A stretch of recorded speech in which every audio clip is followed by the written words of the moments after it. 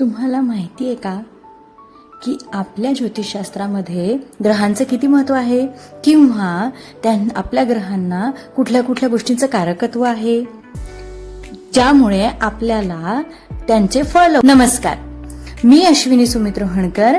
माझ्या प्रकाश वैदिक ज्योतिष या चॅनलमध्ये तुम्हा सर्वांचं पुन्हा एकदा मनपूर्वक स्वागत करते. कुठल्या ग्रहांना कुठल्या कुठल्या गोष्टीचं कारकत्व दिलंय किंवा त्याच्यामुळे आपल्याला. चौथा ग्रह आहे बुध. आता बुध हा जो ग्रह आहे ना, हा कुमार ग्रह आहे. ऍक्च्युली त्याला राजकुमार ग्रह असं सुद्धा म्हणतात. तर बुधा कारकत्व काय काय आहे? बुध हा कशा कशाचा कारक आहे? तर बुध हा वाणी, व्यापार, संवाद आणि तर्कशक्तीचा कारक आहे. याच बुधाचे स्वामित्व असलेल्या राशी म्हणजे कुठल्या कुठल्या? एक आहे मिथुन रास, दुसरी आहे कन्या रास.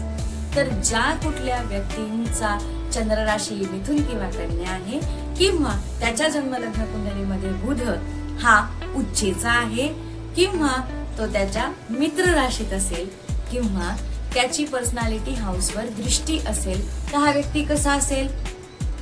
अर्थातच हा व्यक्ती मृदुभाषी असेल, त्याची वाणी खूप प्रभावी असेल, त्याची बुद्धी ही तल्लख असेल आणि त्याचा व्यापार कुशलता खूप असेल.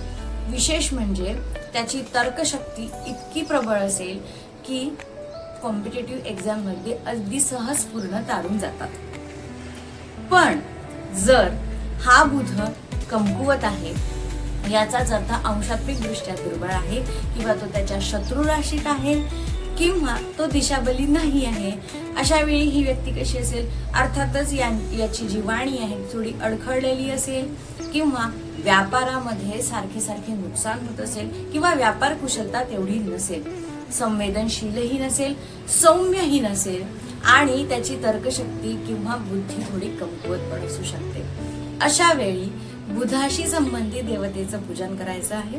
बुधाशी संबंधित देवता गणपती आहे आणि बुधाशी संबंधित ग्रह पाचू, ज्याला आपण हिंदीमध्ये पन्ना असं म्हणतो, तो धारण करायचा.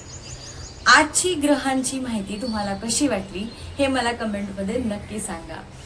या पुढच्या व्हिडिओमध्ये आपण बघणार आहोत प्रत्येक राशी ती कुठल्या तत्वाची आहे, त्याचा स्वामी आणि तो व्यक्ती स्वभावाने कसा असेल, त्या राशीच्या अंमलाखाली येणाऱ्या नक्षत्रांचा सुद्धा आपण अभ्यास करणार आहोत. तोपर्यंत हर हर महादेव.